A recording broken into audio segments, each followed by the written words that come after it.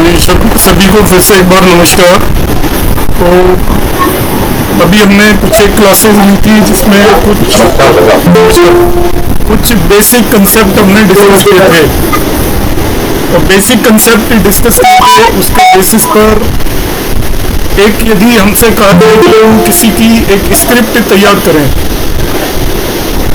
तो हम स्क्रिप्ट तैयार करना हमें अभी तक आ जाना चाहिए। और स्क्रिप्ट तैयार करने को आवाज नहीं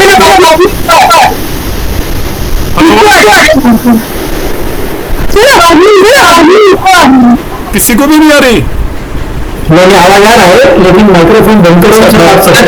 आवाज आ रही है, ये आवाज आ रही है, आवाज आ रही है, इको भी साथ में आ रहा है। अच्छा इको तो मुझे लगता है कि रंजना जी ने 2 दिनों से ज्वाइन किया है। कहीं और से एक्चुअली इको आ रहा है, तो आप अपना दो भी ज्वाइन भी कर रखा है तो उसको अपनी साउंड को म्यूट कर लो। जब बोलने की जरूरत पड़े तभी करना। सभी लोग म्यूट कर लो अपनी साउंड को।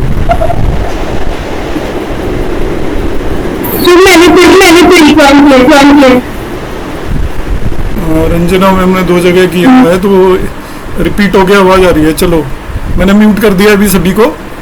तो अभी हम बात करते हैं कि हमने लास्ट क्लास तक जो किया था उसमें एक प्राइमरीली छोटा सा मैं 5 मिनट रिवीजन करेंगे कि हमें स्क्रिप्ट बनानी पड़ जाए किसी की, क्योंकि केपी एस्ट्रोलॉजी में हम जितना भी डिटेल में जाएंगे मगर जो यूज होगा वो हमने आज तक पढ़ा है, उसके बेसिस पे ही हम सब कुछ कर पाएंगे।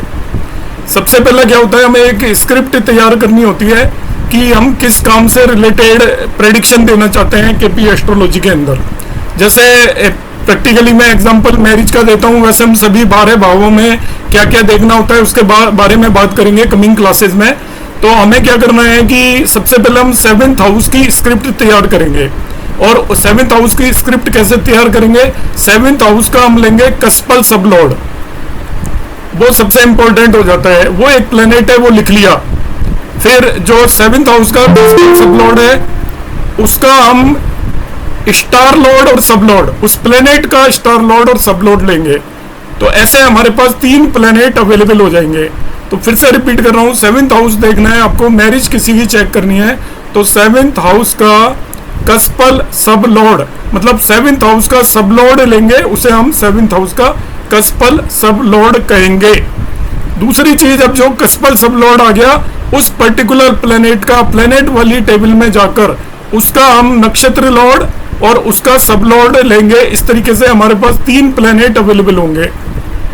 अब हाउस वो प्लेनेट सिग्निफिकेशन टेबल में जाकर उन तीनों प्लेनेट देखेंगे वो किन किन भावों को सिग्निफाई कर रहे हैं, वो नोट कर लेंगे। ये आपकी उस 7th हाउस की स्क्रिप्ट तैयार हो गई।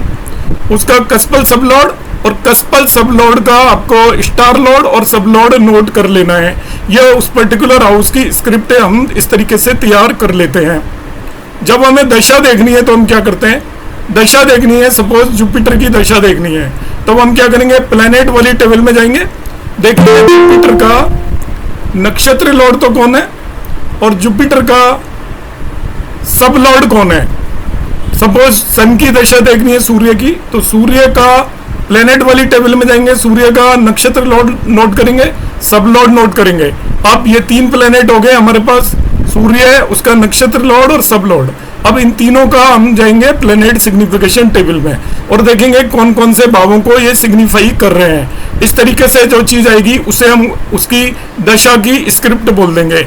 और यही दोनों सारी चीजों में काम आने वाली है। मैं आपको कितनी भी चीज पढ़ाऊंगा एंड में आप ये 2 चीजों के अलावा कोई तीसरी चीज इस्तेमाल नहीं करोगे। जिन लोगों ने वैदिक एस्ट्रोलॉजी पढ़ी होगी तो मैं थोड़ा रिजेम्बलेंस बता देता हूँ। वैदिक एस्ट्रोलॉजी 2-2, 3-3 साल पढ़ी हुई है, रिसर्च भी की है लोगों ने।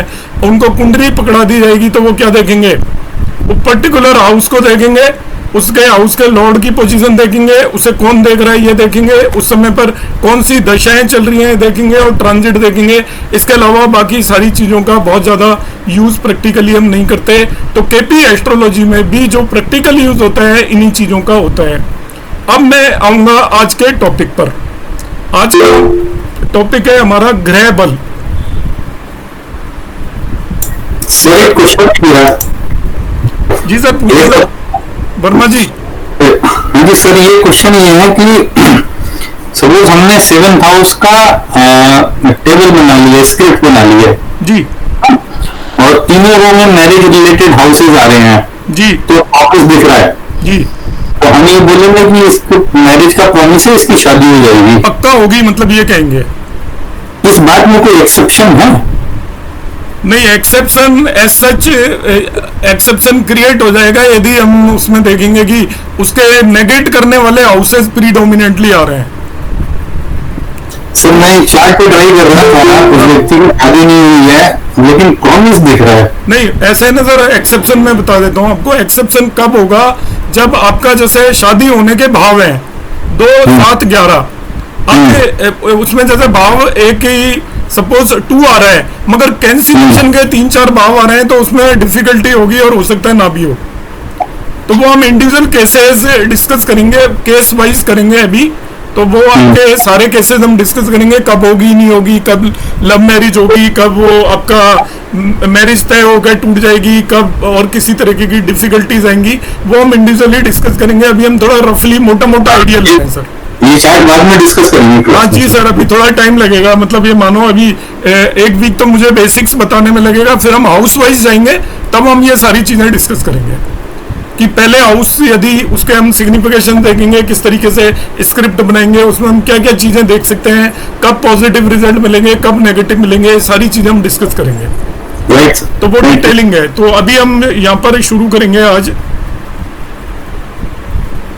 Strength of planet in KP astrology. Sir screen दिख रही है सभी को? मेरी 2 जगह से लॉगिन किया हुआ है मैंने, तो आप एक में नहीं दिख रही होगी तो दूसरा देख लें आप सर। नहीं सर, स्क्रीन नहीं दिख रही सर, अभी नहीं दिखी।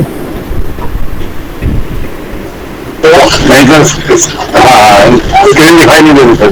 नहीं दे रही, कोई बात नहीं।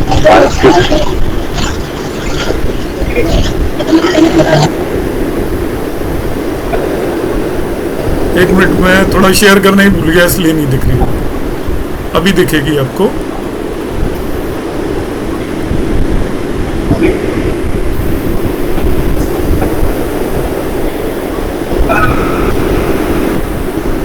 अब देखें सर?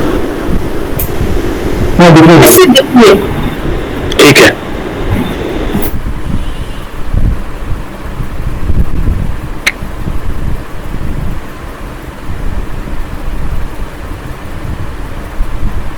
सभी को अपीयर हो रही है सर? Yes sir. तो अब इसमें मैं आगे बढ़ता हूँ। नहीं हो रहा है, नहीं दिख रही, नहीं सर। अब ऐसा है, मैंने स्क्रीन आई नहीं। हाँ अब हो रहा सर, सर आ रहा है, क्लियर आ रहा है सर। चलो, आज की क्लास में मैं डिस्कस करूंगा strength of planets in KP astrology. तो वैदिक एस्ट्रोलॉजी में स्ट्रेंथ ऑफ प्लैनेट देखने का अलग तरीका होता है। केपी एस्ट्रोलॉजी में जब हम प्लैनेट का बल या स्ट्रेंथ देखेंगे तो आपको वैदिक एस्ट्रोलॉजी को दिमाग से बिल्कुल निकाल देना है, जिन लोगों को वैदिक एस्ट्रोलॉजी आती है। यहाँ पर स्ट्रेंथ ऑफ प्लैनेट देखने का बिल्कुल डिफरेंट मेथड है। स्ट्रेंथ ऑफ प्लैनेट देखने के 3 रूल हैं जो मैंने यहाँ पे लिखे हुए हैं। पहला रूल ये होता है, in KP astrology no planet is benefic और मेलिफिक। केपी एस्ट्रोलॉजी में कोई भी ग्रह या अशुभ नहीं होता, ये मानकर चलें। जैसे वैदिक में हम मान के चलते हैं कि जुपिटर शुभ होता है, वीनस शुभ होता है, या मंगल या शनि अशुभ होते हैं। केपी एस्ट्रोलॉजी के अंदर किसी भी ग्रह को शुभ या अशुभ मानकर नहीं चलेंगे, पहला point. Second point, in KP astrology there is no enmity और फ्रेंड्स बिटवीन प्लैनेट्स।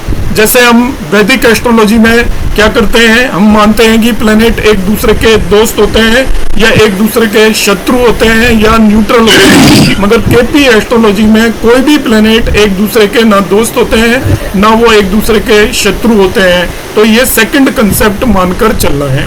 तो फर्स्ट कंसेप्ट मैं रिपीट करता हूं कि केपी में आप किसी भी ग्रह को शुभ अशुभ नहीं मानकर चलोगे, first point. Second one, KP में कोई भी ग्रह एक दूसरे के फ्रेंड या शत्रु नहीं होते। थर्ड पॉइंट जो हम बार बार ही बात करते हैं, a planet gives a result of houses signified by it and also signified by its नक्षत्र लॉर्ड। जो हम बार बार बात करते हैं कि कोई भी ग्रह अपने नक्षत्र स्वामी के हाउसेस के रिजल्ट देते हैं और अपने रिजल्ट बाद में देता है, वो प्रीडोमिनेटली अपने नक्षत्र लॉर्ड के रिजल्ट देता है। तो ये 3 पॉइंट यहाँ पर हमने बात की है स्ट्रेंथ ऑफ प्लेनेट, फिर हम देखेंगे कैसे।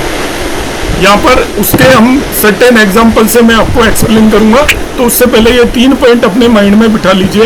तो केपी करते टाइम आपके बाद कोई भी शुभ और अशुभ वर्ड यूज नहीं करेगा, कोई भी आपका बेनिफिक और मेलिफिक वर्ड यूज यहाँ पर हम बिल्कुल भी नहीं करेंगे। नेक्स्ट आ जाता हूं मैं, स्ट्रेंथ ऑफ प्लेनेट को किस तरीके से देखना है, इसको आज ध्यान से समझे जरा कि जो वैदिक एस्ट्रोलॉजी से डिफरेंट है तो उसको बिल्कुल दिमाग से निकाल देना है।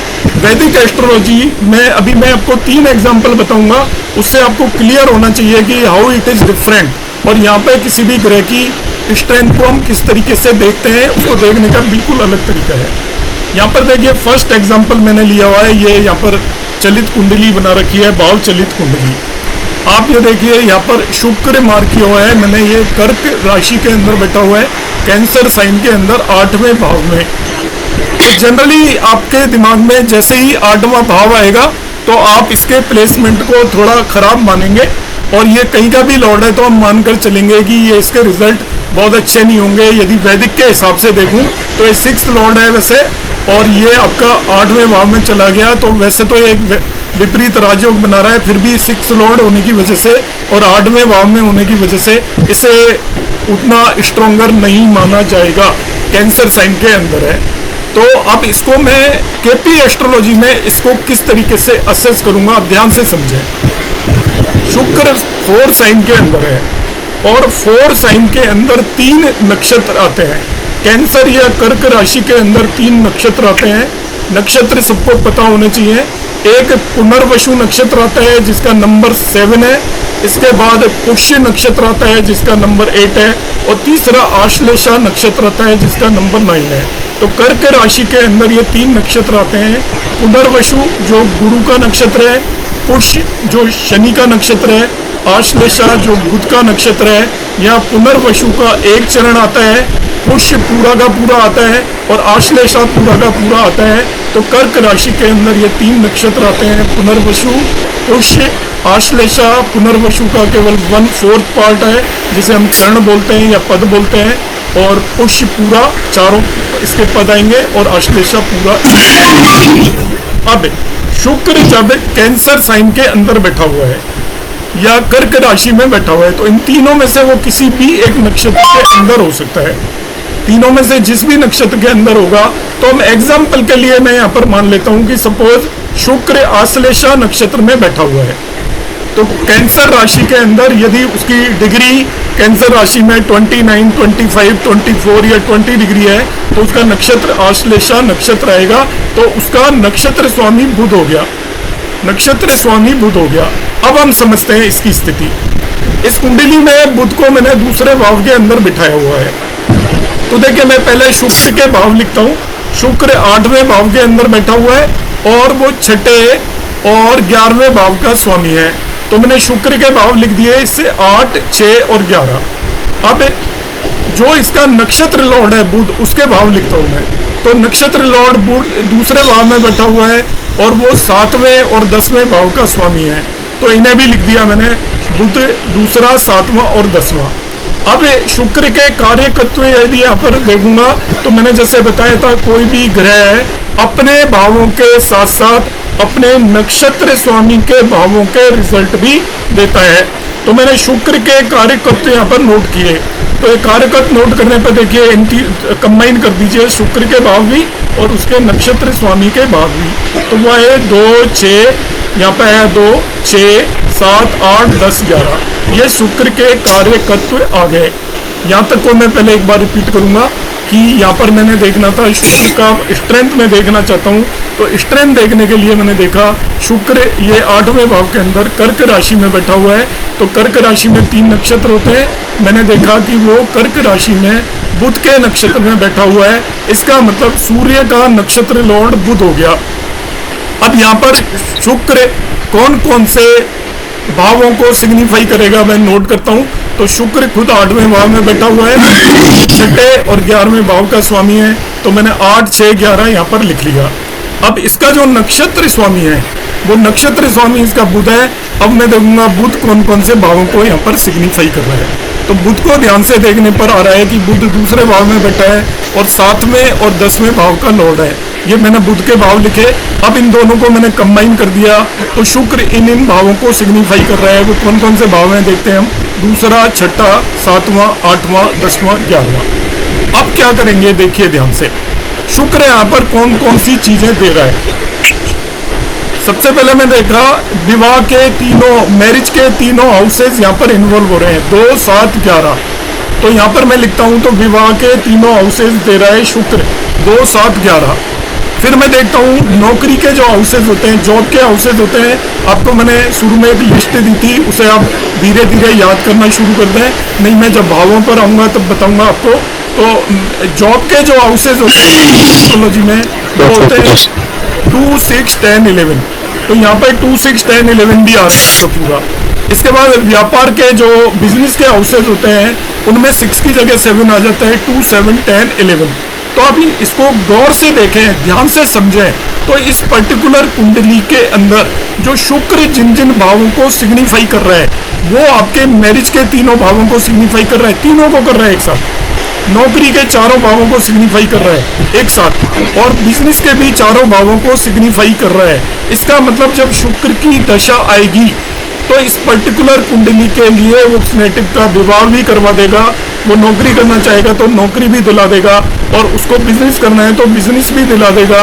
तो हम जिस शुक्र को वैदिक एस्ट्रोलॉजी के हिसाब से पोजीशन मानते थे और इसको अशुभ ग्रह मानते, यहाँ पर केपी एस्ट्रोलॉजी में बहुत स्ट्रॉन्ग हो गया और इसके सिग्निफिकेशंस क्वाइट स्ट्रॉन्ग हो गए।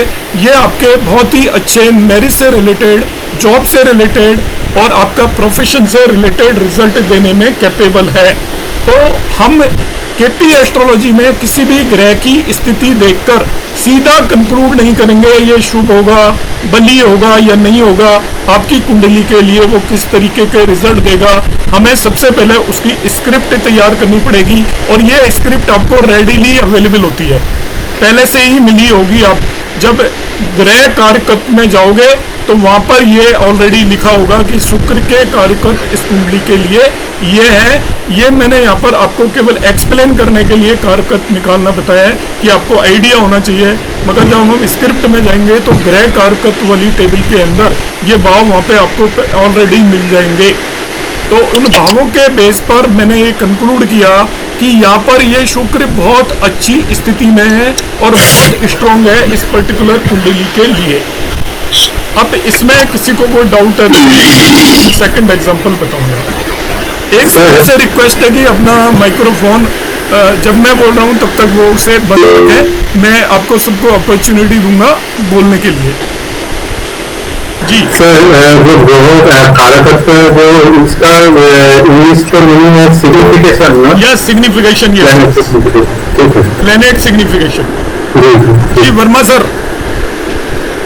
सर ये जो आपने शुरू में जो लिस्ट दी थी जी, ऑक्यूपेशन के हाउसेस लिखे हैं 2, 6, 10। किसके सर? ऑक्यूपेशन। हाँ ठीक है, उसमें एक्चुअली 11th भी होता है, 2, 6, 10 और 11 चारों होते हैं, 11th भी ऐड कर सकते हैं उसमें। तो उसमें 11th के और उसमें सब बिजनेस और सर्विस अलग अलग नहीं था, तो हमने नोट कर लिया कि बिजनेस और सर्विस का अलग अलग। वो बिजनेस सर्विस अलग नहीं था तो कोई बात नहीं है, मैं इंडिविजुअली डिस्कस करूंगा मैं अभी शायद नेक्स्ट क्लास में। तो 2, 6, 10, 11 जो लिखा ऑक्यूपेशन का वो प्राइमरीली सर्विस का है। वो 6 आ रहा है तो सर्विस है, 7 आ रहा है तो बिजनेस है। क्लियर हो गया सर, थैंक यू। जी मैम, ज्योति मैम। सर मुझे पूछना था कि ये आपने जैसे बोला कि एक बार जो भी क्वेश्चन पूछता है ना वो अपना वो ऑन कर ले एक बार, जिससे मुझे कम से कम, अब हमें कई दिन हो गए तो मैं आइडेंटिफाई करना शुरू करूँ कौन कौन है। ठीक है सर। हाँ जी, वैदिक के हिसाब से यहाँ शुक्र वीक है, लेकिन केपी के हिसाब से यहाँ स्ट्रॉन्ग है, तो रिजल्ट डिफरेंट नहीं हो जाएंगे? ऐसा है कि जब आप वैदिक कर रहे हो तो वैदिक के वो आप केपी को मिक्स मत करो तो रिजल्ट आपको सब में अलग आते हुए नजर आएंगे।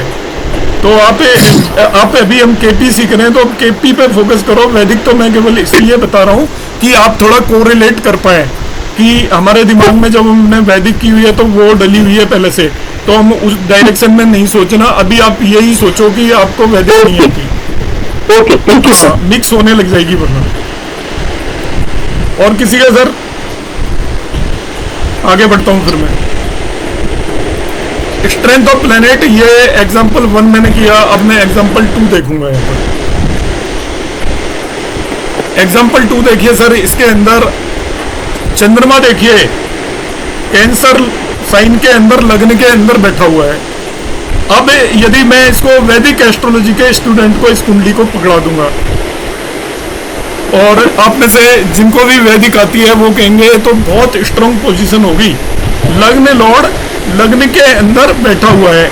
अब इससे ज्यादा अच्छी तो कोई पोजीशन नहीं होती। वो तो कुंडली के लिए ही कह देगा कि ये कुंडली बहुत ज्यादा स्ट्रांग है, क्योंकि लग्नेश खुद लग्न में आकर बैठ गया तो लग्न भी स्ट्रांग होगी, लग्न लॉर्ड भी स्ट्रांग हो गया। तो डिफरेंस देखिए, अब मैं इसको केपी के बेस पे एनालाइज करूंगा इस कुंडली में। तो यहाँ पर हमने देख लिया चंद्रमा भी कैंसर साइन के अंदर बैठा हुआ है, जो पिछले एग्जाम्पल में भी मैंने कैंसर साइन के अंदर ही लिया था। कैंसर साइन के अंदर 3 नक्षत्र होते हैं, फिर से वही आपका पुनर्वसु, पुष्य और आश्लेषा नक्षत्र। यहाँ पर मैं एग्जाम्पल के लिए मान लेता हूँ, एग्जाम्पल के लिए मान रहा हूँ कि ये चंद्रमा एक्चुअली पुनर्वसु नक्षत्र के अंदर है कैंसर साइन में। मतलब 1, 2, 3 डिग्री तक है, 3 डिग्री 20 मिनट तक पुनर्वसु नक्षत्र आता है कैंसर साइन के अंदर।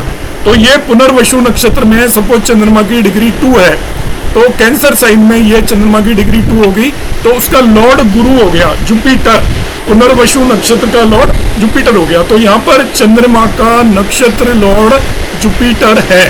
तो मैंने यहाँ पे लिख दिया, माना चंद्रमा प्रथम भाव में स्वराशि का है, तो चंद्रमा का नक्षत्र लॉर्ड गुरु हो गया। अब हम देखते हैं कि यह चंद्रमा किन किन भावों को सिग्निफाई कर रहा है।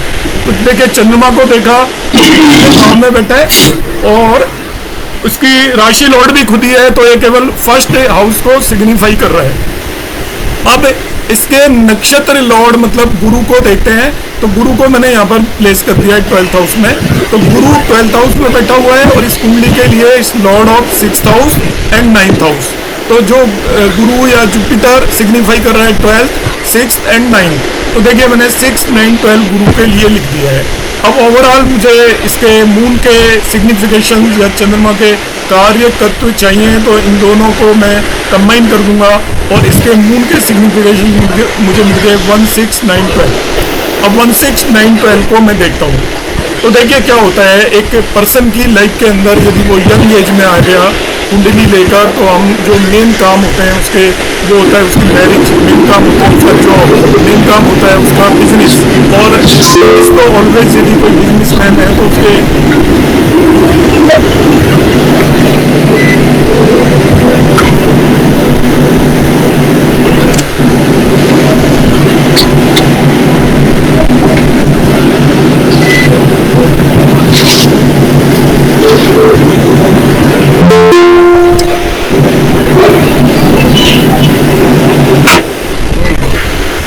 देखिए एम आई ऑडिबल मेरी आवाज आ रही है? हाँ सर। हाँ बीच में कॉल आ गई थी कोई, इसलिए वो अब देखिए यहाँ पे चंद्रमा के कारक तो आप जब देख रहे हो तो उसमें हाउस आ रहे हैं 1, 6, 9। तो इसमें कोई मैरिज का हाउस आ रहा है, आप देखो 2, 7, 11 भी नहीं आ रहा। नौकरी का हालांकि 6 आ रहा है। सर आप सबको म्यूट कर दे, साहब आप सबको म्यूट कर दीजिए।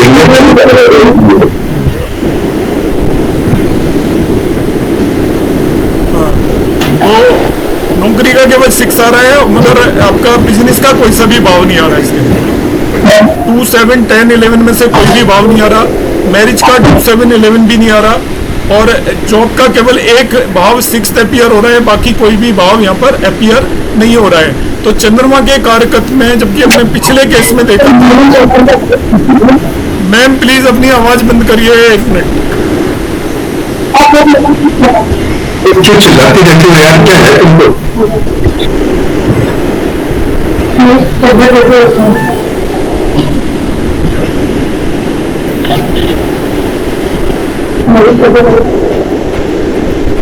इसकी आवाज आ रही है। पर्सनल बातें भी सुनाई देती हैं घर की।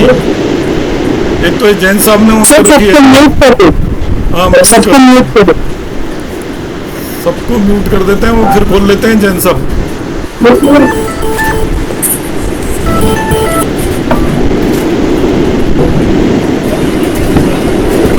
दिया म्यूट। नमस्कार सर।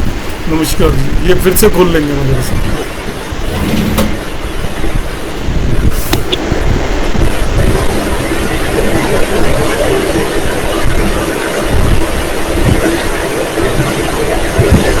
तो देखिए यहाँ पर जो हाउसेज हमने दिखाए थे वो आपके ना ही तो मैरिज के आ रहे हैं, ना ही नौकरी का केवल एक 6 भाव आ रहा है, और व्यापार का भी कोई नहीं आ रहा है। और आ कौन से रहे हैं 1 और 6, ये बीमारी के हाउसेज होते हैं। और एक हाउस आ रहा है 1, 6, 12, ये हॉस्पिटल में एडमिट होने के हाउसेज होते हैं। तो यहाँ पर जिस चंद्रमा को हमने देखा कि अपनी ही राशि के अंदर बैठा है, तो वैदिक एस्ट्रोलॉजी के हिसाब से इसको हर कोई बहुत स्ट्रॉन्ग बोलेगा। मगर जैसे ही मैं इसमें केपी एस्ट्रोलॉजी में इसकी स्क्रिप्ट तैयार करता हूँ, तो मून के जो सिग्निफिकेशन हाउसेज आ रहे हैं वो कोई भी अच्छा काम नहीं बता रहे, बल्कि वो आपको एक तो डिजीज बता रहे हैं और साथ में हॉस्पिटलाइजेशन भी बता रहे हैं। तो यहाँ पर देखिए स्ट्रेंथ ऑफ प्लेनेट आप नॉर्मल वे से बिल्कुल भी नहीं देखेंगे, हमें उसके सिग्निफिकेशन हाउसेस के बेस पर डिसाइड करना पड़ेगा कि whether the planet is strong और वीक। ठीक है सर, इसमें कोई डाउट है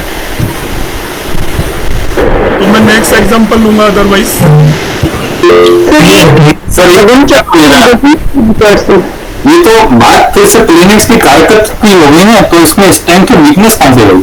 सर स्ट्रेंथ का मतलब मैं ये बता रहा हूँ कि आपको उसकी कौन सा प्लेनेट है उसकी पोजीशन देखकर ये डिसाइड नहीं करना है कि ये प्लेनेट आपकी कुंडली के अंदर अच्छा है या बुरा है। केपी में हम उसकी स्ट्रेंथ देखने के लिए, जो मेरा बताने का मतलब है कि हम उसके सिग्निफिकेशंस के बेस पर डिसाइड करेंगे कि ये प्लेनेट आपकी कुंडली के लिए अच्छा है या बुरा है। हाँ वो सही है, वो क्लैरिटी है कि कौन क्या रिजल्ट दे रहा है, अच्छे दे रहा है, खराब दे रहा है। यस, तो उससे मैं डिस्टिंग्विश कर रहा हूँ इसको फ्रॉम वैदिक astrology.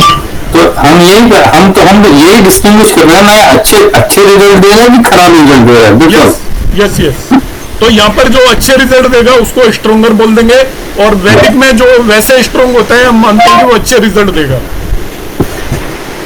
Right sir, thank you. जी, और कोई पूछ रहे थे? सर मेरा एक प्रश्न है, तो ये तो मुझे समझ में आ गया, तो इधर दृष्टि नहीं लेते ना जब आप सिग्निफिकेशंस देख रहे हैं? नहीं, प्लैनेट का दृष्टि नहीं ले रहे हैं तो वो ना? राहु-केतु के केस में देखते हैं बस। अच्छा ठीक है, थैंक यू सर। जी, और कोई? सर मेरे को खाली इतना ही कहना था, इसमें स्ट्रॉन्ग और वीक का कुछ होता ही नहीं। हमारे को जो इवेंट चाहिए उसके अगर फेवरेबल हाउस आ रहे हैं तो अच्छा है, और नहीं आ रहे हैं तो बुरा है। ठीक है, नहीं अब इवेंट बेसिकली है ना कि आप इन जनरल एक प्लेनेट को देखोगे, वो तो मैंने आपको पहले ही बता दिया है। एक प्लेनेट को आप देख रहे हो तो वो आपके सारे नेगेटिव हाउसेस दे रहे हैं, तो वो आपके लिए बेकार हो गया एक तरीके से। वो कोई भी पॉजिटिव हाउसेस नहीं दे रहा है, क्योंकि जो इवेंट में मेनली जैसे कुछ एक हाउसेस हैं वो नेगेटिव हाउसेस ही होते हैं ऑलवेज। जैसे 6, 8, 12 आ गए तो मोस्ट ऑफ द इवेंट के लिए उसे आप नेगेटिव हाउसेस ही कंसीडर करके चलेंगे। तो जब हम आगे चल के पढ़ेंगे और हम देखेंगे कि किसी की मैरिज के हाउसेज आ रहे हैं, 2, 7 भी आ रहे हैं, मगर साथ में 1, 6, 10 भी उसके अंदर इन्वॉल्व हो गए, तब आपको उनको कंपैरेटिव स्टडी करनी पड़ेगी। इसलिए मैं ये चीज़ें बता रहा हूँ आपको। तब हमें देखना पड़ेगा कि कौन कौन से हाउसेज देख रहे हैं। अब जैसे यहाँ पर मैंने देखा 1, 6, 9, 12 आ रहा है, तो अब यहाँ पर हमने देखा कि भाई 1 अपीयर हो रहा है, 6 अपीयर हो रहा है, 12 अपीयर हो रहा है। तो बेटर हाउसेज जिन्हें हम कंसीडर करते हैं प्रोफेशन से रिलेटेड, मैरिज से रिलेटेड, मनी से रिलेटेड, वो कोई भी हाउसेज यहाँ पर अपीयर नहीं हो रहे। तो एक तरीके से इस कुंडली के लिए ये प्लेनेट उतना बेटर नहीं रिजल्ट दे रहा है, या स्ट्रोंगर का मतलब यही है यहाँ पर कि वो आपका अच्छी कुंडली के लिए बेटर रिजल्ट दे भी पाएगा या खराब रिजल्ट देगा। ये मीनिंग है केवल यहाँ पर स्ट्रोंग और वीक का।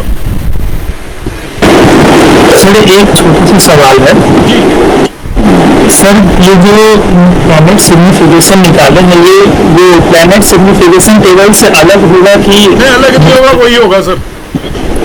वो सर एक चीज जैसे मेरा मतलब केतु का जो सर नक्षत्र होगा, अगर कोई ग्रह केतु के नक्षत्र में है तो बस उसके लिए उसका जिस भाव में बैठा है उसी को लिखेंगे। केतु के सर अलग तरीके से देखते हैं, जैसे डिफरेंटली देखते हैं, उसमें 4 पैरामीटर देखे जाते हैं। सर जैसे मान लीजिए कि गुरु केतु के नक्षत्र में है, तो जब गुरु का प्लैनेट सिग्निफिकेशन जो कारक तत्व निकालेंगे तो गुरु का भाव और वो दोनों भाव में। ओके ठीक है सर, वो मैं ऑलरेडी बता चुका हूँ और मैंने वीडियो भी अपलोड किया है, आप देख सकते हैं नेक्स्ट में जाके। इसी तरीके से देखिए एक और मैंने एग्जांपल लिया है जस्ट टू एक्सप्लेन इट, कि आपका यहाँ पर हम देखते हैं ये गुरु इस कुंडली के अंदर आकर बैठ गया, तो गुरु सपोज हमने कंसीडर कर लिया कि वो शनि के नक्षत्र में है, वही 4 साइन में है और वो यहाँ पर शनि के नक्षत्र के अंदर आ गया, पुष्य नक्षत्र में आ गया। तो अब ये यहाँ पर गुरु को आप देखोगे तो ये वैसे देखने में आपको मिलेगा कि ये बहुत अच्छे रिजल्ट देगा, बहुत स्ट्रॉन्ग है, क्योंकि ये उच्च का भी हो रखा है और यहाँ पर ये 8th लॉर्ड होकर 12th हाउस के अंदर बैठ गया, तो ये विपरीत राजयोग भी फॉर्म कर रहा है। मगर इस कुंडली में हम इस गुरु के कारकत्व देखते हैं तो यहाँ पर आपको क्या नजर आएगा कि आपका गुरु सिग्निफाई कर रहा है, यहाँ पर देखिए 12th हाउस में बैठा हुआ है और वो लॉर्ड है आपका 5th और 8th हाउस का, तो 12, 5, 8 हो गया। इसी तरीके से इसका जो नक्षत्र लॉर्ड है शनि, वो पहले भाव के अंदर बैठा हुआ है और वो लॉर्ड है 6ठे और 7वें भाव का, तो शनि हो गया 1, 6, 7। तो हम गुरु के यदि कारकत्व देखेंगे तो इनको हम कंबाइन कर देंगे और हमारे पास आएगा 1, 5, 6, 7, 8, 12। अब 1, 5, 6, 7, 8, 12 को यदि मैं इसको स्प्लिट करना चाहूँ और इसको देखना चाहूँ तो इसके अंदर 1, 6, 8, 12 हाउसेज आ रहे हैं, 1, 6, 8, 12। तो 1, 6, 8, 12 हाउसेज सिग्निफाई करते हैं लाइफ टाइम डिजीज को, बीमारी को। 4 12 आ गए, साथ में लग्न इन्वॉल्व हो गई तो वो पर्सन लाइफ टाइम बीमार रहेगा। इसी तरीके से 5, 8 एंड 12, जब भी 5, 8, 12 हाउसेज आते हैं, ये मैं लेटर ऑन भी बताऊंगा, तो ये आपकी बदनामी को, डिफेम को रिप्रेजेंट करते हैं कि पर्सन को बदनामी देगा अपनी दशा के अंदर। इसी तरीके से 6, 8, 12 हाउसेज आ गए तो वो कर्ज मीन्स डेट को रिप्रेजेंट करता है और आपका इलिटरेसी को भी रिप्रेजेंट करता है और कई तरीके की प्रॉब्लम्स को भी ये रिप्रेजेंट करेगा। तो यहाँ पे नट सेल में जो मैंने बताया स्ट्रेंथ ऑफ प्लेनेट का मीनिंग सिंपली ये है कि आपका जब हम वैदिक एस्ट्रोलॉजी से केपी पे ट्रांसफर होते हैं तो हमारा जो देखने का नजरिया है वो वैदिक वाला बिल्कुल भी नहीं रहेगा। उसके आपके हाउसेस के सिग्निफिकेशंस को देखना है, किन किन हाउसेस को सिग्निफाई कर रहा है और किन किन इवेंट को वो दे सकता है। यदि आपके पास केवल स्क्रिप्ट पड़ी हो और इसके बेस पे हमें देखना हो कि गुरु इस कुंडली के लिए कैसा है या गुरु हमारी अपनी दशा में किस तरीके के रिजल्ट देगा, तो इसके सिग्निफिकेशन को हम स्प्लिट करके समझने की कोशिश करेंगे, जैसे मैंने यहाँ पे स्प्लिट किया हुआ है कि ये कौन कौन से रिजल्ट दे सकता है। इसमें मैंने 7th भी छोड़ दिया। 7th मतलब ये दे सकता है, मैरिज भी दे सकता है, ऐसा नहीं है नहीं दे सकता, मगर ये मैक्सिमम जो सिग्निफिकेशन हैं वो आपके यहाँ पर नेगेटिव ही अपीयर हो रहे हैं। जॉब के लिए हम देखते हैं 2, 6, 10, 11, तो एक केवल 6 भाव आ रहा है तो पॉसिबिलिटीज देयर, मगर बहुत स्ट्रॉन्ग ये जॉब देने के लिए फेवरेबल नहीं है। एक से ज़्यादा भाव आ रहे होते तो हम कहते हैं कि ये डेफिनेटली जॉब देगा। साथ में क्या होगा, cancellation of job 5th house भी यहाँ पर आ रहा है, 6 के साथ साथ 5 भी आ जाता है। जब कोई भाव आता है उससे 12वां भाव यदि आ जाए तो वो उसी पर्टिकुलर काम में अड़ंगे भी लगाने लग जाएगा। तो हम इस तरीके से केपी एस्ट्रोलॉजी के अंदर किसी भी प्लेनेट की जो स्ट्रेंथ वर्ड बोल रहा हूँ मैं, आप ये समझ लें कि आपकी कुंडली के लिए वो फलदायक है या नहीं, ये हम उसके भाव कारकत्व के बेस पर डिसाइड, वो गुरु ग्रह के ग्रह कारकत्व के बेस पर डिसाइड कर सकते हैं। तो यहाँ तक कोई डाउट हो तो बताएं, नहीं मैं तो सर इसमें तो ये 5, 6, 7, 8 है, तो 8 का 7 अड़ेंगे अड़ाएगा, 7 का 6, 6 का 5, हाँ अड़ाएगा। तो इसमें प्रॉब्लम क्या है, जो भी भाव है उससे उसका 12वां भाव वहाँ पे प्रेजेंट है तो आपका आसानी से उस काम को नहीं होने देगा। सर इसमें जी इसमें 6-8-12 के साथ एज भी आना जरूरी है, रोगी होने के लिए खाली 6-8-12 है तो? हाँ, वैसे 6-8-12 प्रॉब्लम करती है, मगर एक आ गया तो आपके शरीर को प्रॉब्लम होगी पक्का। लग्न को लग्न होगी, 1 का मतलब लग्न हो गया आपका। सर 6 आ रहा है तो हम बोले, आपने बोला कि रोग का प्रॉब्लम हो सकता है, लेकिन उसके साथ 5 भी आ रहा है तो उसको उसका कैंसलेशन भी हो रहा है। 6 का कैंसिलेशन हो रहा है। हाँ ठीक तो है, ठीक भी हो जाएगा। हाँ ठीक है। तो 8 का भी कैंसलेशन आ रहा है, 7 आ रहा है, तो प्रॉब्लम बाहर आ जाएगा। 8 तो खुद ही अपना अपने प्रॉब्लम क्रिएट करने वाला हो। 5-8-12 5-8-12 भी आपको प्रॉब्लम ही करेगा। फिर वो हमें इंडिविजुअली अभी हाउसेस को हम डिस्कस नहीं कर रहे हैं, बाद में हम स्प्लिट करेंगे।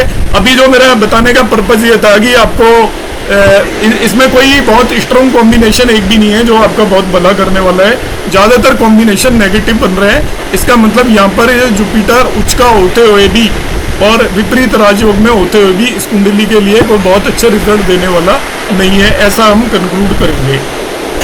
इसके बाद सर ये सारे दूसरा ग्रह के साथ बैठाओ तो इसके साथ बैठा हो जैसा हम लोग देख रहे हैं, सब गुरु को देख रहे नहीं, हैं, वो कोई लेना देना नहीं है आपस में, कोई भी साथ बैठा हो उससे कोई मतलब नहीं। एक हाउस सबके अपने सिग्निफिकेशन है। आपने जब ये स्क्रिप्ट निकाल ली ना, अब इसके साथ कोई भी बैठा हो उससे कोई नहीं मतलब है। आप इसे देखो बस, कौन सा ग्रह बैठा है उससे कोई लेना देना नहीं है। आपने केवल ये हाउसेस देखने हैं और ये आपके रिजल्ट उस हिसाब से मिलेंगे। आपको स्क्रिप्ट तैयार करनी पड़ेगी, इसलिए हमें किस काम के कौन कौन कारक हाउसेस होते हैं उनको अपने माइंड के अंदर बिठा के चलना है। कि जैसे यहाँ पर आपको 6-8-12 नजर आ रहे हैं, तो 6-8-12 का मतलब ये नेगेटिव रिजल्ट गुरु देगा ही देगा, ये श्योर है आपको। इसी तरीके से आपका इसके अंदर 1-6-8-12 भाव आ गया तो वो आपको डिजीज देगा, क्योंकि आप डिजीज के हाउसेज याद कर लो, आपको पता चल जाएगा वो सारे के सारे इसके अंदर आ रहे हैं।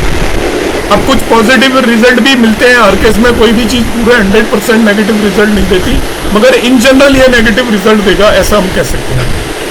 जी और कोई पूछ रहा था कुछ? हाँ जी सर, मैं ये पूछ रही थी कि ये सारी प्लैनेटरी कॉम्बिनेशंस जो है, जो वो भाव चार्ट से ही हम देखेंगे ना, भाव चलित से? हाँ, भाव चलित से ही आते हैं ये दो। मतलब आपको जो भी देखना होता है कौन से भाव को रिप्रेजेंट करता है, वो भाव चलित से ही देखते हैं।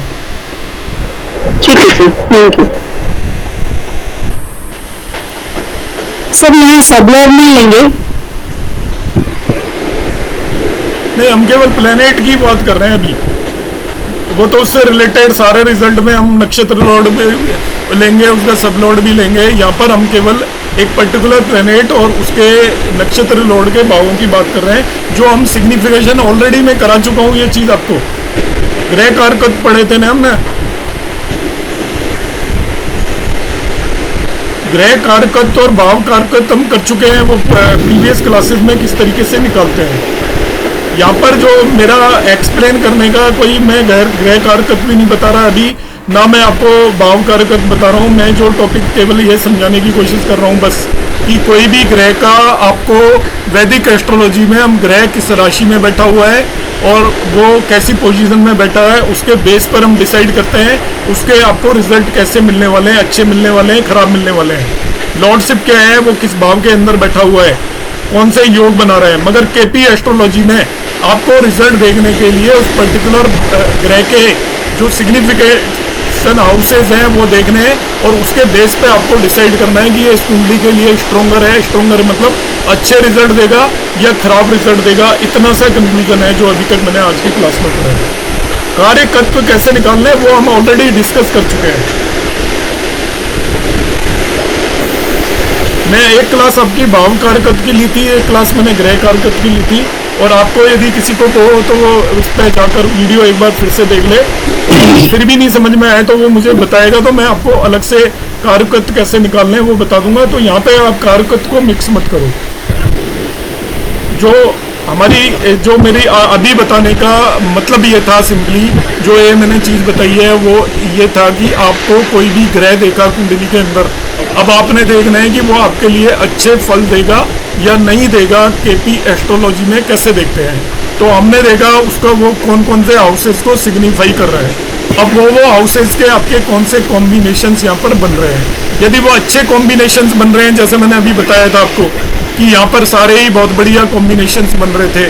फर्स्ट एग्जाम्पल के अंदर 2 7 11 बन रहा था, 2 6 10 11 बन रहा था, 2 7 10 11 बन रहा था, एक्चुअली 8 11 भी बन रहा था। वो आपका अर्निंग थ्रू डॉरी भी होता है। तो ये जो बन रहे थे उसके बेसिस पे हमने डिसाइड किया कि ये शुक्र खराब पोजीशन में है, तो हमें वो नहीं देखना है। जब हम इसका सिग्निफिकेशंस देखते हैं तो ये बहुत अच्छे कॉम्बिनेशन बना रहा है, इसका मतलब शुक्र अपनी दशा के अंदर इस पर्टिकुलर कुंडली वाले नेटिव को अच्छे रिजल्ट देगा। ये केवल हमने जज करना है बस इसके बेस पर।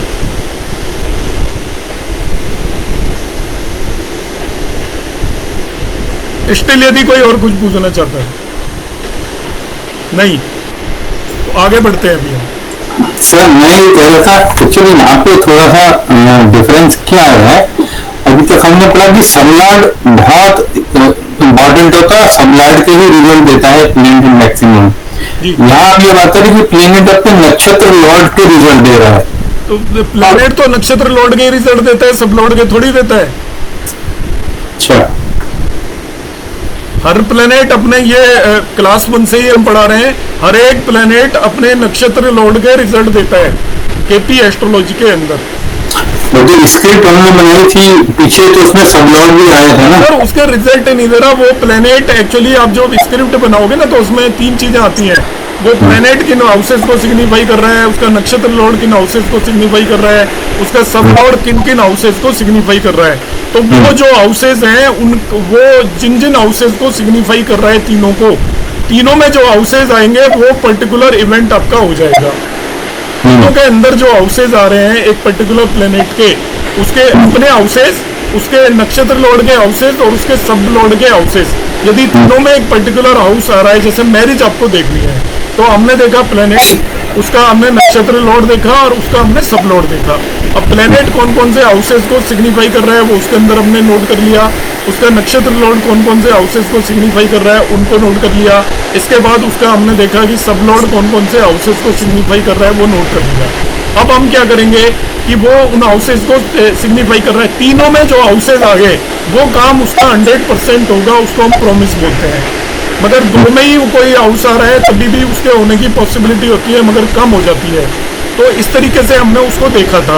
अब जैसे मैं यहाँ पर जो बता रहा हूँ वो ये बता रहा हूँ कि आपका जैसे चंद्रमा के कारक आते हैं 1 6 12, तो इसका मतलब चंद्रमा ये काम करने में कैपेबल है। अब ये करेगा तो उसके लिए अभी आप उसको इसका नक्षत्र लॉर्ड भी देखना पड़ेगा और आपको सब लॉर्ड भी देखना पड़ेगा।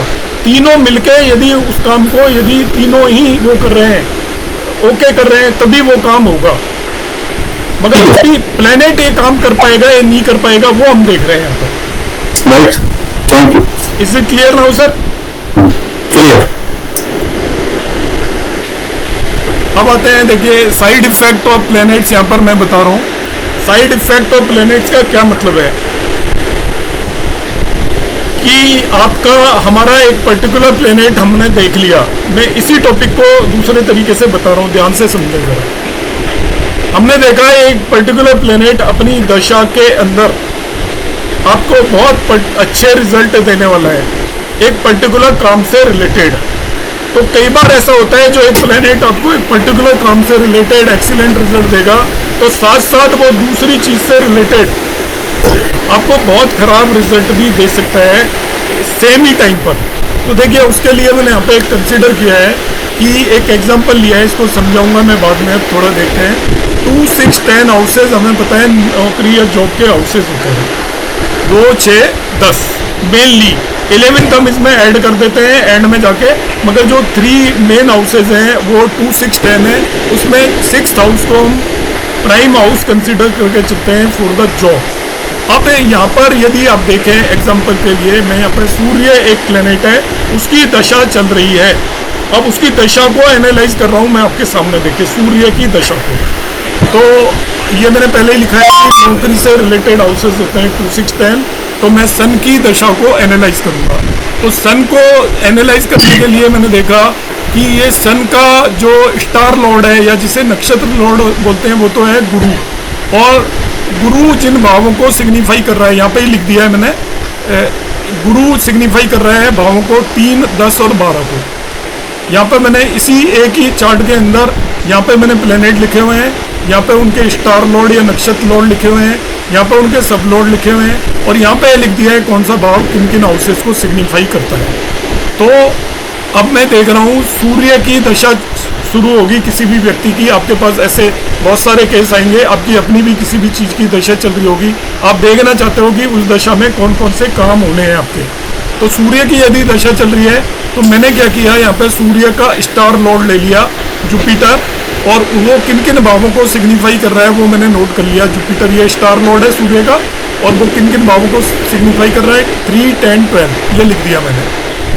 अब इसके अंदर देखिए 10th हाउस आ गया, स्टार लॉर्ड 10th हाउस को रिप्रेजेंट कर रहा है।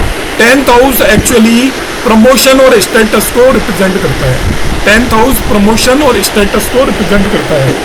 अब साथ साथ में अब इसी सूर्य का मैं सब लॉर्ड लूंगा, वो है सैटर्न। सूर्य का सब लॉर्ड नोट किया मैंने, सैटर्न, यहाँ पर सैटर्न नोट कर लिया सब लॉर्ड, और सैटर्न यहाँ पर मैं देखता हूँ किन किन भावों को सिग्निफाई कर रहा है।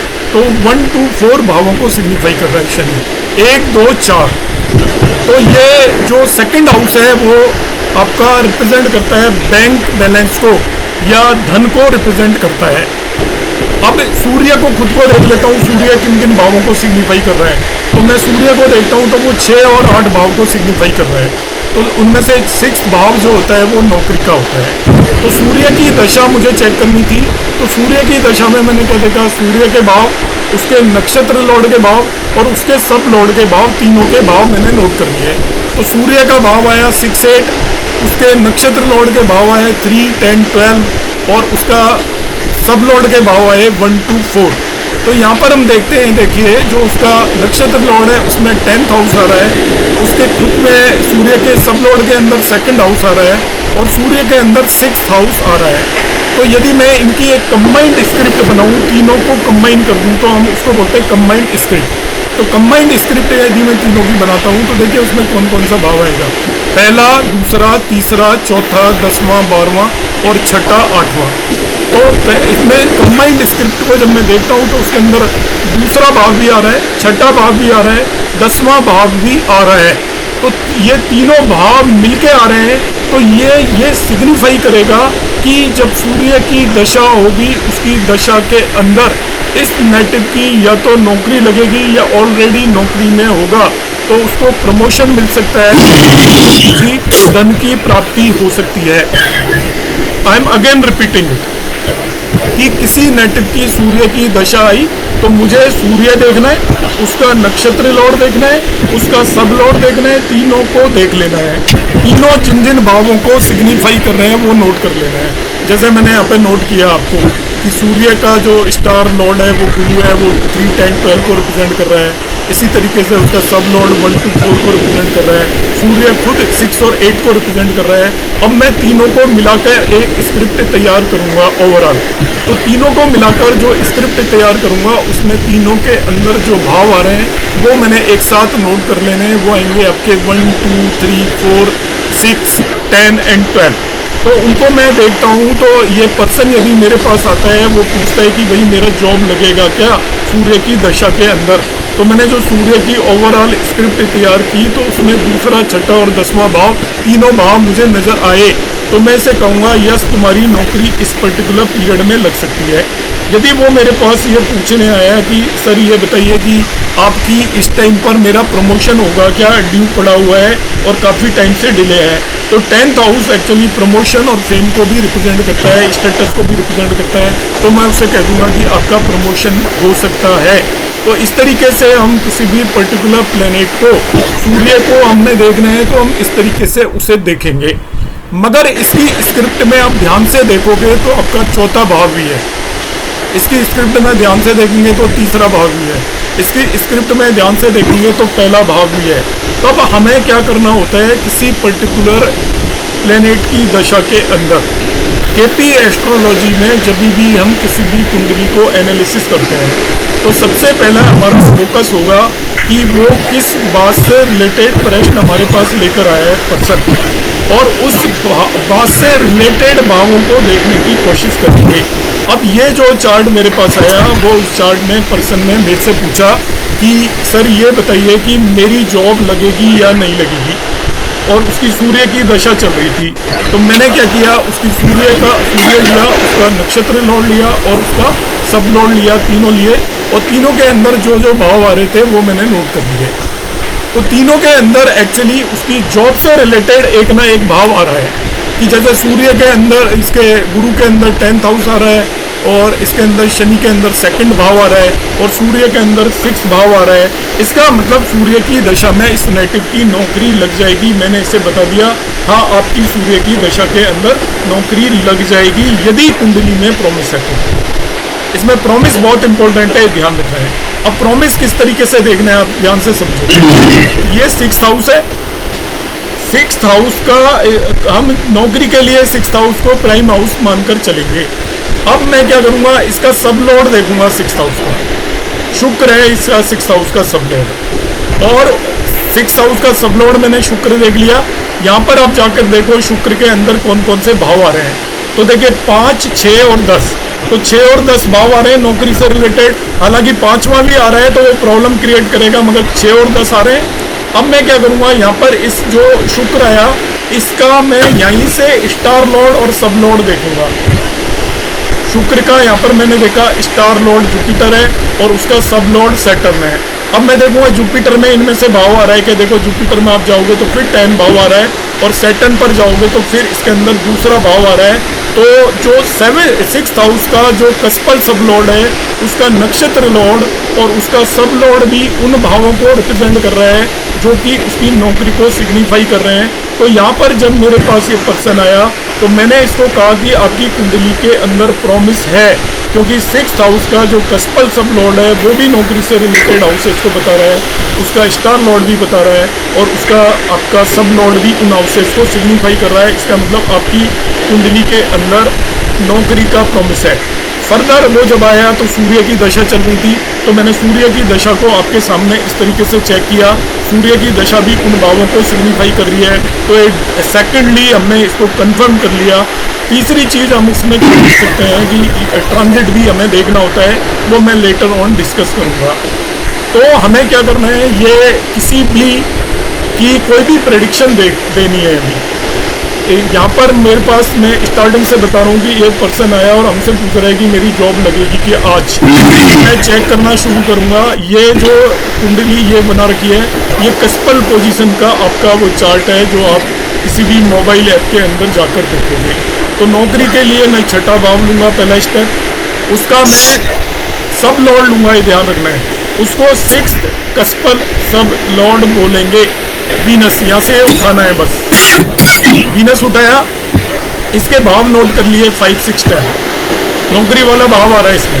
अब यहाँ से मुझे ये प्लेनेट सिग्निफिकेशन टेबल है और प्लेनेट टेबल भी है, इसके अंदर मैं इस वीनस का स्टार लॉर्ड और सब लॉर्ड भी लूँगा। ये तीनों लेने हैं, मतलब मुझे एक तरीके से कह सकते हो। वीनस भी लेना है, जुपिटर भी लेना है, सैटर्न भी लेना है। अब मैं जुपिटर के भावों को देखूंगा तो 3, 10, 12, उसमें नौकरी से रिलेटेड 10th हाउस आ रहा है, तो ये भी नौकरी को जस्टिफाई कर रहा है। ऐसे ही मैं सैटर्न को लूँगा तो उसके अंदर 1, 2, 4 आ रहा है, तो नौकरी से रिलेटेड 2 भाव आ रहा है। इसका मतलब जो तीनों हैं वो नौकरी से रिलेटेड किसी न किसी भाव को सिग्निफाई कर रहे हैं। इसका मतलब प्रॉमिस हो गया। प्रॉमिस में इसके अलावा हम और कुछ नहीं देखते। प्रॉमिस क्लियर है सर? किसी को कोई डाउट हो तो? Sir excuse me sir. हाँ जी, पूछे सर। इसमें ये भी कह सकते हैं कि वो इस दशा में प्रॉपर्टी बेच सकता है? प्रॉपर्टी से रिलेटेड क्वेश्चन आएगा तो हम देखेंगे। हाँ जी, मतलब कह सकते हैं तीनों में तो हम कहेंगे प्रॉपर्टी ले सकता है आराम से। तीनों में तो कंफर्म ही ले सकता है, और यदि तीनों में नहीं आ रहे तब फिर हमें और एनालिसिस करना पड़ेगा। जैसे 3, 12, 10, 4 आ रहा है सर। हाँ ठीक है, ले सकते हैं। इसी को हम साइड इफेक्ट बोलते हैं कि सर ये मैंने पूरा अटेंड नहीं किया, ये वीडियो पूरी मिल जाएगी क्या? पूरी मिलेगी? मिल जाएगी। अब मैंने इसका हेडिंग जो डाला हूँ ना, वो साइड इफेक्ट डाला हुआ है, उस पर मैं पहुंचा नहीं घर। क्योंकि मैं वो प्रॉमिस वाली बात बताने लग गया और दशा वाली बात बताने लग गया। साइड इफेक्ट मैं एंड में बताऊंगा, मगर प्रॉमिस और दशा में आप में से यदि किसी को भी कोई भी डाउट है तो वो पूछ सकता है अभी कि प्रॉमिस देखना आपको आ गया या दशा देखना आया या नहीं आया, क्योंकि हम ऑलरेडी भी डिस्कस कर चुके हैं एक बार कि सपोज आपको कोई भी नेगेटिव आता है तो दो चीज़ें सबसे पहले हमें देखनी है 1 मिनट के अंदर कि उसकी कुंडली के अंदर उस काम से रिलेटेड प्रॉमिस है कि नहीं, नंबर 1 थिंग। दूसरा हम देखेंगे कि वो पर्टिकुलर दशा जो चल रही है उसमें उसका काम हो जाएगा महादशा में, फिर महादशा में भी हो जाएगा तो हम उसकी अंतरदशा देखेंगे, अंतरदशा में भी होता नजर आएगा तो प्रत्यांतर दशा देखेंगे। इस तरीके से हम उसको टाइम भी कर सकते हैं। अब जो मैंने दूसरा पॉइंट लिखा है साइड इफेक्ट ऑफ प्लैनेट्स, यहाँ पे साइड इफेक्ट का सिंपली मेरा मतलब ये है कि जब मैं इसकी नौकरी देख रहा हूँ तो नौकरी लगने के साथ साथ और कुछ भी तो इवेंट हो सकता है उस पर्टिकुलर टाइम में सूर्य की दशा के अंदर। नौकरी के अलावा और कौन सा इवेंट हो सकता है उसे भी हमें एनालाइज जरूर करना चाहिए कि एक हमने देखा वो आया हमारे पास कि इसकी नौकरी लग जाएगी, पता लगा उसकी हेल्थ से रिलेटेड भी कुछ इश्यूज आ रहे हैं क्या, उससे हेल्थ से रिलेटेड भाव भी उस कुंडली के अंदर आ रहे हैं क्या। जैसे 6, 8, 12 आ रहे हैं तो छठा भाव नौकरी दे रहा है आपको, 10वां भी आ रहा है तो वो भी नौकरी दे रहा है, दूसरा भी आ रहा है, 2, 6, 10 आपके आ गए, मगर 8 और 12 भी यहाँ पर अपीयर हो रहे हैं साथ में। तो आप ये जरूर उसके बताएंगे कि 6, 8, 12 का इन्वॉल्वमेंट भी है यहाँ पर। इसका मतलब आपको हेल्थ से रिलेटेड या किसी तरीके के डिस्प्यूट में भी आप पढ़ सकते हो, क्योंकि 6, 8, 12 आपका डेट का भी है, आप कर्जे में भी पढ़ सकते हो इस टाइम पर, या आपको कर्ज लेकर नौकरी के लिए पैसा देना पड़ेगा कहीं। इस तरीके के कंक्लूजन्स भी हम ड्रॉ कर सकते हैं कि जैसे इसी कुंडली के अंदर जो भाव आए थे आपके दूसरा, 10वां और छठा भाव नजर आ रहा था, इसी के अंदर 12वां भाव भी देखिए यहाँ पर आ रहा है और इसके सूर्य के अंदर 8वां भाव भी आ रहा है। अब इसको ध्यान से समझा तो इसके अंदर एक्चुअली क्या हो गया, 6, 8, 12 नजर आ रहा है, पूरी नजर आ रहा है। तो अब मैं इसकी पूरी स्क्रिप्ट तैयार करूंगा तो उसके अंदर 1, 6, 8 और 12 भी नजर आ गया। आप ध्यान से समझे, देखिए एक ये इसका सब लॉर्ड है और सूर्य 8 दे रहा है, और ये इसका जो स्टार लॉर्ड है गुरु वो 12 दे रहा है और सूर्य 6 भी दे रहा है। तो ओवरऑल देखिए 1, 6, 8, 12 हाउसेस भी उसी स्क्रिप्ट में सूर्य की दशा में साथ साथ आ रहे हैं, तो उसे हमें इग्नोर नहीं करना है। उसकी नौकरी के भाव 2, 6, 10 भी आ रहे हैं, इसका मतलब हम कहेंगे कि आपकी नौकरी होगी, मगर इसी ड्यूरेशन में आपको कोई बीमारी भी पकड़ सकती है। आपको बीपी की बीमारी हो सकती है, शुगर की बीमारी हो सकती है, जो कि आपका जिंदगी भर पीछा ना छोड़े। इसे हम बोलते हैं साइड इफेक्ट ऑफ प्लेनेट। एक पर्टिकुलर प्लेनेट अपनी दशा में आपको जब बेटर रिजल्ट देगा तो वो साथ साथ हो सकता है बहुत ज़्यादा खराब रिजल्ट भी दे। इसमें किसी को कोई डाउट हो तो वो पूछ सकता है। सर हेल्थ से रिलेटेड में फर्स्ट टाइम में जरूरी है ना? ऐसा होता है, यस, फर्स्ट को आप मानकर चलो क्योंकि लगनी बीमार होती है। हेल्थ में मेन ही फर्स्ट हाउस है। केवल 6, 8, 12 नहीं तो तब तो नहीं कहेंगे कि बहुत तरह की प्रॉब्लम होंगी, प्रॉब्लम जरूर होंगी। 6, 8, 12 भी आपको प्रॉब्लम देगा और हेल्थ से रिलेटेड भी दे सकता है, मगर ज्यादा जो हेल्थ से रिलेटेड प्रॉब्लम होगी उसमें आपका फर्स्ट हाउस का इन्वॉल्वमेंट होना जरूरी है। सर जी, शुगर और बीपी कैसे गेस किया? नहीं, मैं तो ये आपका लाइफ टाइम जो डिजीज है वो यही होती हैं जनरली। बाकी डिजीज तो ठीक होगी या जान ले लेगी। अब ये शुगर बीपी किसी को लग गई, थायराइड लग गया तो वो लाइफ टाइम होगी ना सर डिजीज, तो ठीक तो होती नहीं है। इसलिए आपको जो लाइफ टाइम है उसमें नॉर्मल मैं आपको उस बेस पे बता रहा हूँ। हालांकि शुगर बीपी भी हम देखेंगे इसमें लेटर ऑन जब मेडिकल पार्ट पढ़ेंगे। सर सूर्य से रिलेटेड प्रॉब्लम आ सकती है जैसे सूर्य कोई ऐसी डिजीज दे? हाँ, वो तो खैर दे सकता है, पर सूर्य से रिलेटेड इसमें हम भावों के सिग्निफिकेशंस के बेस पे ज्यादा देखेंगे बजाय प्लेनेट के।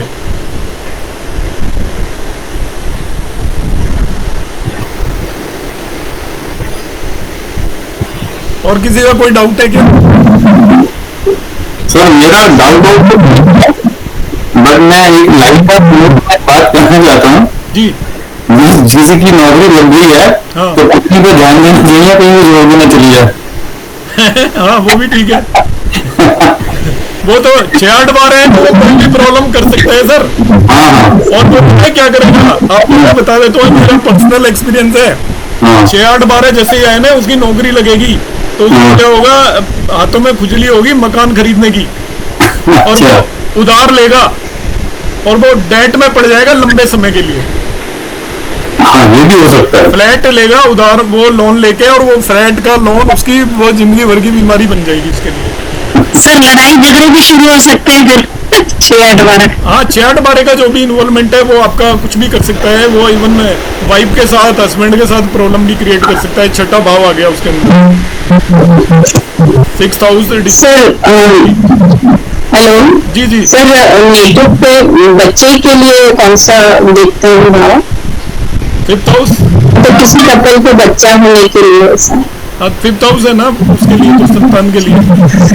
5th house. जी जी, वो तो आप एक मैंने जो डेविल भेजी है उसको पढ़ लो। अभी यहाँ तक किसी को कोई डाउट हो तो बताएं। अब नेक्स्ट क्लास में मैं आपका जॉब से रिलेटेड एक वो एनालिसिस करूंगा मैं, नौकरी से रिलेटेड, कि हमें किस तरीके से देखना चाहिए मैं भी बता देता हूँ। और उसके बाद मैं सबसे पहले राशियों को पढ़ाऊंगा, फिर हम एक एक भाव में जाएंगे। तो जो आप अभी जितने भी क्वेश्चन रेज कर रहे हो उन सभी के आंसर वहाँ पे मिलेंगे। एक एक भाव का मतलब है उस भाव से रिलेटेड हर चीज़ को पढ़ेंगे। जैसे मैं एग्जाम्पल के लिए बताऊँ कि हम अर्निंग के लिए हम देखना चाहते हैं दूसरा भाव, तो अर्निंग हमें किस तरीके से होगी बिजनेस में हमारे, क्या हम फैमिली बिजनेस करेंगे, बाहर का बिजनेस करेंगे, हमें कौन सा बिजनेस करना चाहिए, या हमें नौकरी से पैसे मिलेंगे, या हमें किस तरीके से पैसे मिलेंगे, या हमारी सस्टेनेंस कैसे होगी, हमारा खर्चा कैसे चलेगा, क्या फैमिली हमारा खर्चा चलाएगी या फैमिली का खर्चा हम चलाएंगे। इस तरीके के क्वेश्चन की हम बात करेंगे। लाइक 7th हाउस पे हम जाएंगे तो वो काफी जी 1 to 10 हाँ वो आए तो उसका क्या रिजल्ट होगा? 1 to 10 आपके जो 1 3 10 1 3 10 आ जाए तो आपका थर्ड तो एक्चुअली एंड ऑफ एजुकेशन हो जाता है, वो डिपेंड करता है आपका। और सेल ऑफ प्रॉपर्टी भी हो जाता है, ठीक है, 10 भी सेल ऑफ प्रॉपर्टी है, तो वो मल्टीपल वो हो सकते हैं उसमें। सर अपने सेल्फ एफर्ट से मान सम्मान प्रतिष्ठा पाना भी होता है। हाँ 3rd हाउस तो सेल्फ एफर्ट तो है ही, रिलेटिव्स भी है, आपका रिलेटिव्स के थ्रू भी आपका कुछ काम हो सकता है। 3rd हाउस जो वो वही है जो कि आपके उसमें होते हैं वैदिक एस्ट्रोलॉजी में। तीसरा भाव आपका सेल्फ एफर्ट का होता है वैदिक में। केवल एक डिफरेंस है, समझ लो 4th हाउस हम एजुकेशन का मानते हैं केपी में, और वैदिक में हम 5th मानते हैं। That is the only difference, बाकी ऑलमोस्ट वही है आपका। कम्युनिकेशन है आपका। आप कोई भी आप फ्रेंचाइजी ले सकते हो, कोई भी आप LIC एजेंट बन सकते हो, कोई ऑनलाइन काम कर सकते हो। थर्ड हाउस सर ऐसा भी तो हो सकता है ना कि अपना मेहनत से स्टेटस ऊंचा हो, ऐसा भी तो। हाउस स्टेटस को तो रिप्रेजेंट नहीं करता। नहीं 10 हाउस कंप्लीट 10 आ रहा है तो 10 आ रहा है तो ठीक है, स्टेटस आपका अप हो जाएगा उससे, या आपको कोई भी प्रमोशन मिलेगा जो अभी मैंने बताया था। कोई सर 3rd हाउस जो है वो 1 3 और 10 में कम्युनिकेशन होगा, कमीशन का काम होगा या ऑनलाइन काम होगा, एजेंट वगैरह वो आपको बताया ना अभी, ऑनलाइन कोई भी काम या LIC एजेंट हो गया, उससे मान सम्मान प्रतिष्ठा पद प्राप्ति। फ्रेंचाइजी में भी कमीशन ही मिलता है, कमीशन एजेंट हो सकते हो, करेक्ट। कम्युनिकेशन वर्क का भी है वो। हाँ वो ऑनलाइन जो काम है वो कम्युनिकेशन का ही होता है सारा, उसमें आज के जमाने में आप उसको ऑनलाइन मान के चलो एक तरीके से। सर अपने ये नोट्स इसी पे डाले थे, इसमें दिख नहीं रहे मेरे वाले। अभी मैं वीडियो भेज दूंगा, इसका रिकॉर्डिंग हो गया मैंने, तो अभी मैंने बता दिया नेक्स्ट क्लास में हम जॉब से रिलेटेड बात करेंगे। और ये जो स्पेसिफिक क्वेश्चंस हैं इनकी हम थोड़े कुछ दिन बाद जब भाव पढ़ेंगे तब बात करेंगे, उससे पहले यदि हम नहीं डिस्कस करें तो बेटर है। अभी किसी बुक का नाम बताइए सर इससे संबंधित। सर बुक आप ले लो, मैं बता देता हूँ एक मिनट। सर आपके प्लेनेट सिग्निफिकेशन पे कोई वीडियो है? हाँ है। वो कहाँ जाके, इसी लक्ष्मी सूत्र में जाके है क्या? बिल्कुल इसी में चले जाओ, केपी एस्ट्रोलॉजी सीरीज उसमें चले जाना आप प्लेलिस्ट में। SK कपूर की बुक है सर। क्या नाम है बुक का? ये है बुक है आपका KP stellar astrology, elements of KP stellar astrology by S K Kapoor. 2 volume आते हैं, वॉल्यूम 1 एंड वॉल्यूम 2।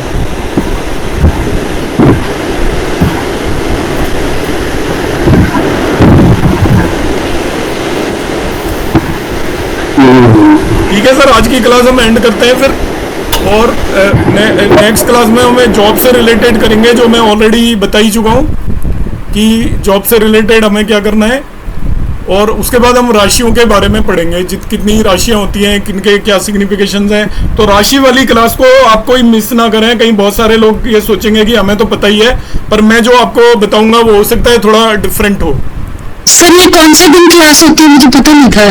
क्लास है एक्चुअली हमारी फ्राइडे, संडे एंड मंडे, और मैरिज की जिन्होंने ज्वाइन कर रखी है उनकी है ट्यूसडे एंड सैटरडे। हाँ जी, मैरिज का तो थैंक यू सर। ठीक है, ओके, नमस्कार। नमस्कार। नमस्ते सर। नमस्कार।